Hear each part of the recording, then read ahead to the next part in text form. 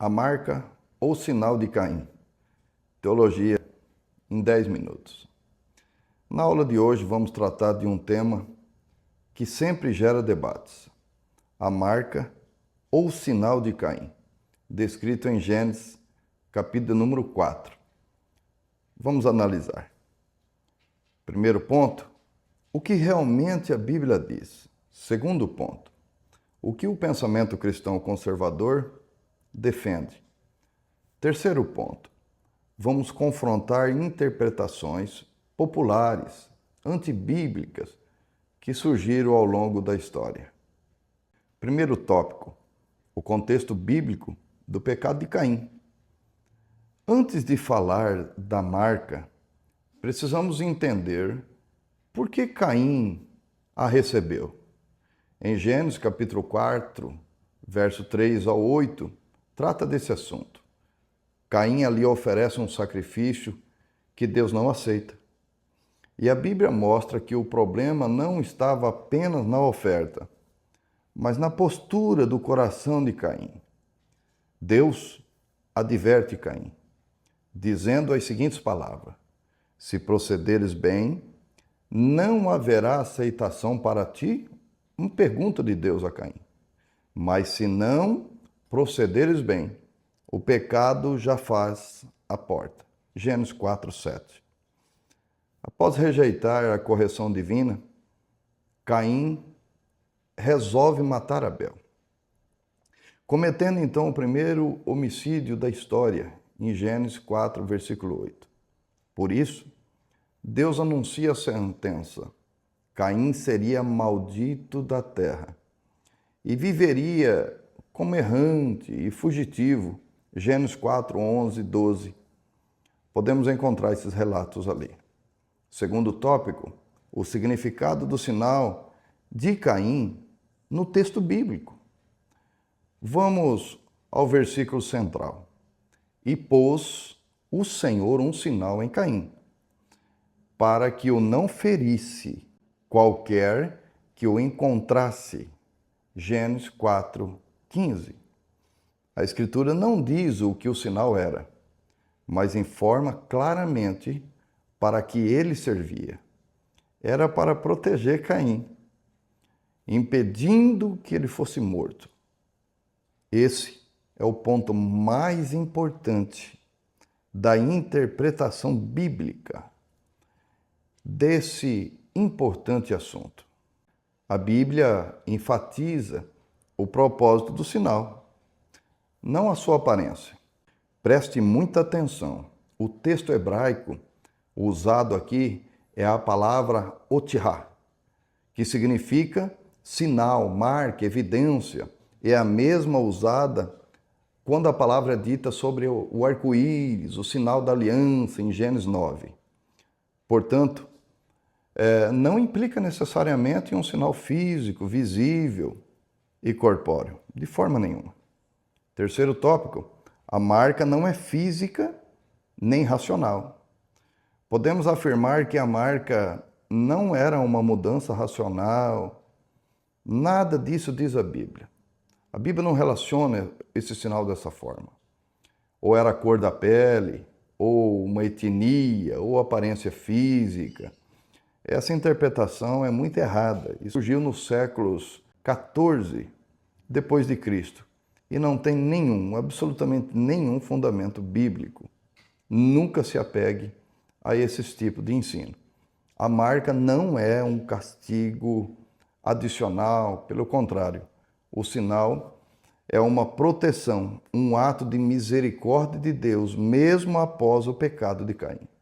O foco da narrativa é moral e espiritual. O objetivo é mostrar o avanço do pecado, mas também que Deus continua agindo com graça. Lembrando que o texto revela diretamente essas palavras que foram ditas, sem nenhuma especulações.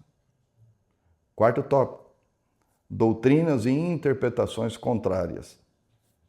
Agora vamos confrontar essas interpretações populares, mas sem absolutamente nenhum respaldo bíblico. A marca de Caim era a cor da pele, a cor negra. Essa ideia é totalmente antibíblica. Nenhum versículo associado a Caim e os povos africanos existe na Bíblia. Não há uma menor indicação de cor de pele. Além disso, todas as etnias descendem da pessoa de Noé, após o dilúvio. Gênesis 9, 18 e 19 diz. Portanto, Caim não pode ser pai exclusivo de nenhum grupo étnico atual. A marca era um símbolo místico, como um olho ou uma tatuagem, é o que dizem. Isso também não tem base bíblica. O texto não descreve a aparência física da marca em absolutamente nenhum lugar. Qualquer tentativa de desenhá-la ou descrevê-la ou torná-la uma espécie de mágica é especulação. A marca de Caim passou para os seus descendentes, alguns dizem.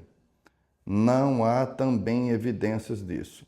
O texto afirma apenas que Deus pôs um sinal em Caim, não em sua linhagem.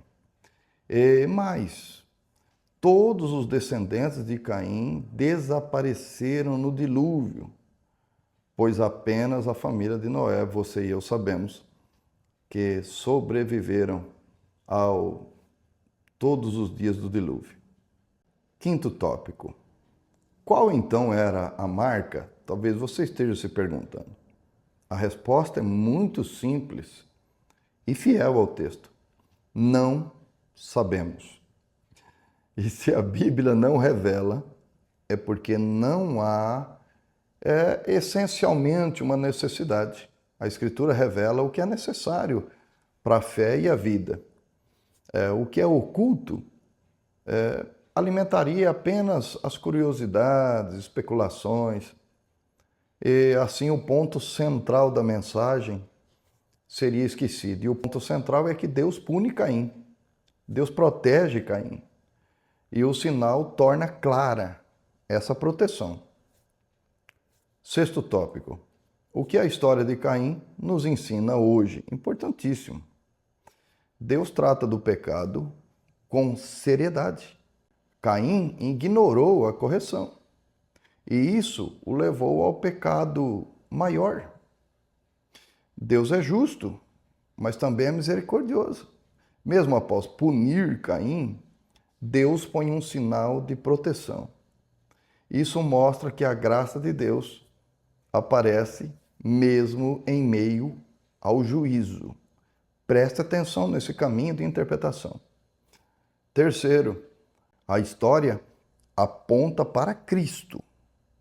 O sangue de Abel, chamado por justiça, está lá em Hebreus capítulo 12, versículo 24. O sangue de Cristo clama por perdão. Aleluia.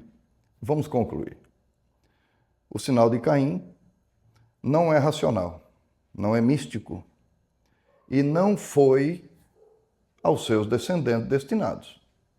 Simplesmente é um sinal de Deus com a finalidade específica de proteger Caim após o juízo divino.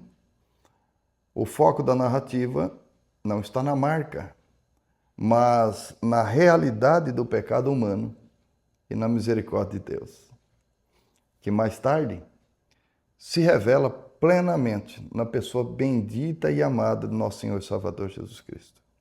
A minha esperança é que a palavra de hoje nos ensine a responder à correção divina, evitar o caminho de Caim, caminhar sempre na direção da graça e sempre olhando para Jesus. Deus abençoe sua vida. Teologia em 10 minutos.